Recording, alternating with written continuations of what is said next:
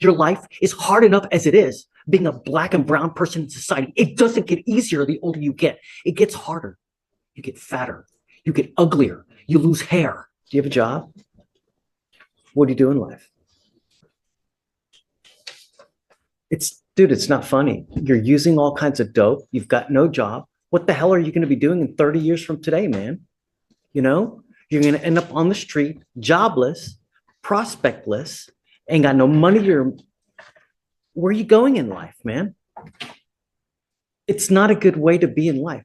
I know that you like to have fun. I know that you like to party, but you got to think about your future, because if not, and your mom and dad are not going to be here forever. Your auntie, your uncle, they're not going to be here forever. And if you don't have them in your life and you got no job, you got no money, you're on the street begging, either that or you're going to be slinging. You get caught up in that. You're either dead or with a 40-year sentence.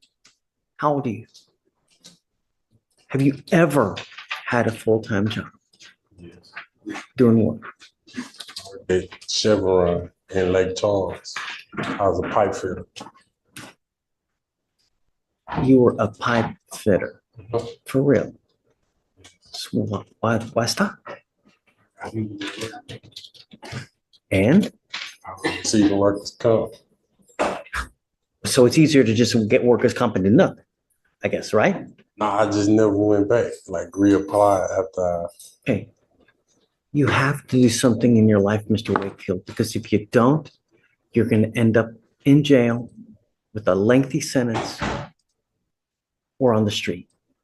That's not a good way. You work hard now, so you set yourself up for the future, so you can have vacations. You can buy nice cars the legitimate way. What you're doing now, it sucks. Just bottom line, it's not a good way to go through life, man.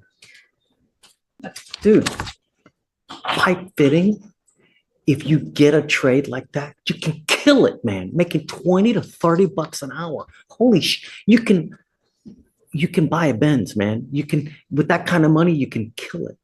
What you're doing now, it sucks. It sucks. And I don't even know how you're getting your money to the dope. Anyways, you got to be getting it from somehow. You're giving up the right to a trial, right to compel witnesses to testify on your behalf, confront and cross-examine your accusers. If you're not a citizen or a possible immigration consequence, you can be deported, excluded from the country, denied naturalization. You give up the right to appeal. Once you accept this agreement, you can never change this or undo this. It will go on your record. It'll be there for the rest of your life.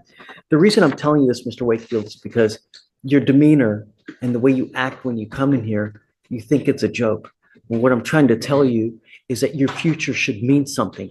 We have enough brown and black people in custody as it is.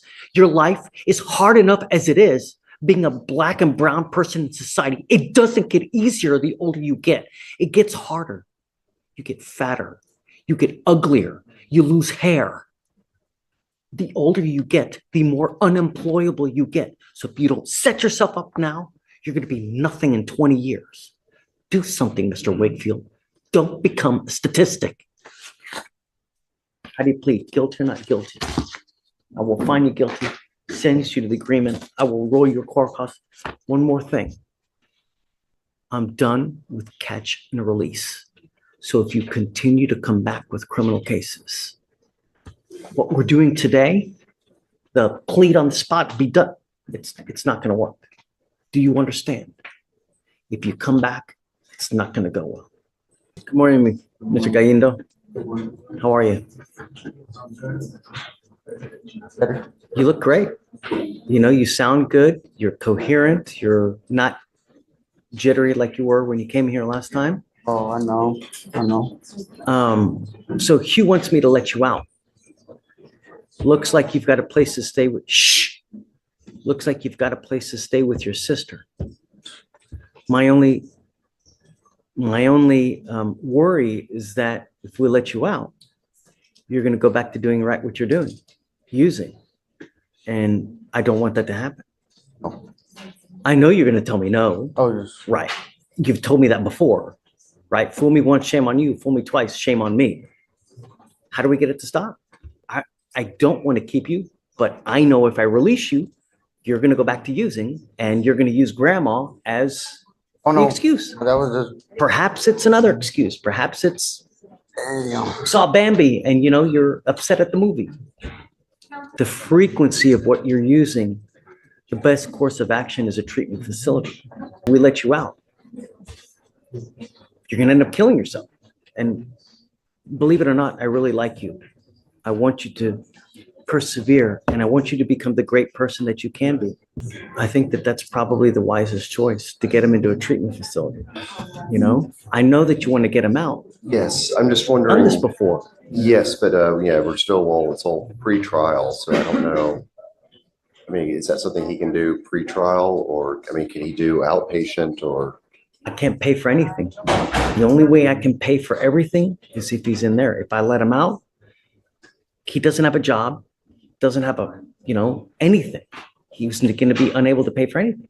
So therein lies the excuse. Well, I can't get it done. I ain't got no money. I ain't got no job. And then it spirals into the same thing. I don't know, Hugh. I don't.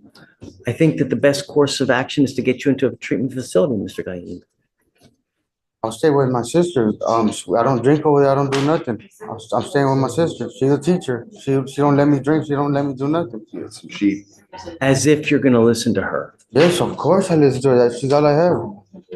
I listen to whatever she says. I babysit her son. it seems, Living before. I wasn't with her. I wasn't staying with her. Living.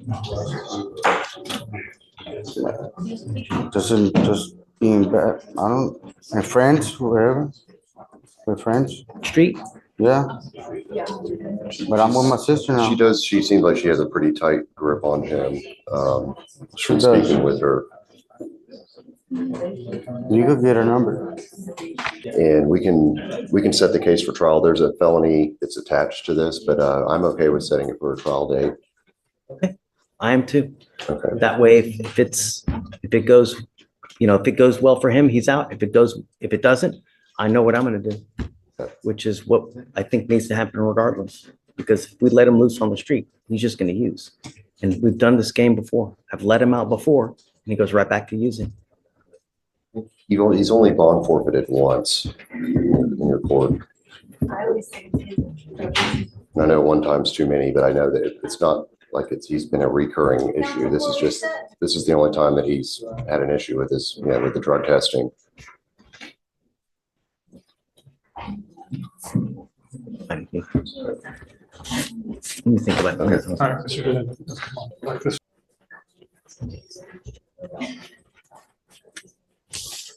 And it's, Morning, Mr. Smart. Ay, ay, ay. What's going on with you, man? I'm just tired. I'm supposed to be on medication. Did they just pick you up? Yes, sir. You still coming down or what? No, I've been here for a couple of months. here for a couple of weeks. No, it's been over a When did he get a, when did he Was get picked up? on, it's been since 9/16. Oh, You've been in custody here since 9/16? Yes. Continuously? No, I think, I'm just a trespass. I know, but Yeah. it keeps happening, Mr. Smart, and you keep picking up trespasses and you keep coming back here I'm sorry, you don't come back here. This is now our fourth trespass case, and you never come back. The days of catch and release are over. Do you understand? And I am now, any more cases that you pick up with me, we will now be working on getting you treatment so that it stops happening. Where are you living? With friends. Who's in your life right now? My sister, my mom. I've been speaking with his father, but they live up in Fort Worth. Why aren't you living with them? Me and my dad don't see eye to eye sometimes. We Can I take a guess why? I'm not trying to lie.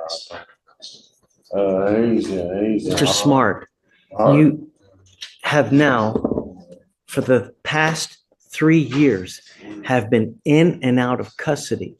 And before you know it, 15 years are going to pass, and you're going to look like that little Quasimodo dude on the side of the road begging for money because they've got no job, no prospects, but only addiction issues, never willing to take care of it. Toothless, not going to do it. I'm not, I think that we need to have Mr. Smart TRAS to see what the problem is, why it continues to happen, and so it stops. We now have, we're working on since 22, early 22, burglary of a building, trespass, assault, trespass. And now I'm not doing this anymore with you, Mr. Smart. I'm not going to do this. So we will have you evaluated. I want you to talk to my clinicians to find out what's going on with your life, to see what we can do to help you out, to get you out of this rut before you kill yourself or worse. No more. Do you understand? Hopefully we can get the TRAS done tomorrow. Okay, We can come back maybe Tuesday, Wednesday, and figure out what they say, where the proper course of action is. sure. Mr. Smart, Okay. please be honest to the people that we have you talk to. If I get a report back and it tells me that you're all rainbows and gumdrops and there's no issues, I'm going to send you right back to do it again. Do you understand? Be honest, because we want to help you. That's the only way that we can.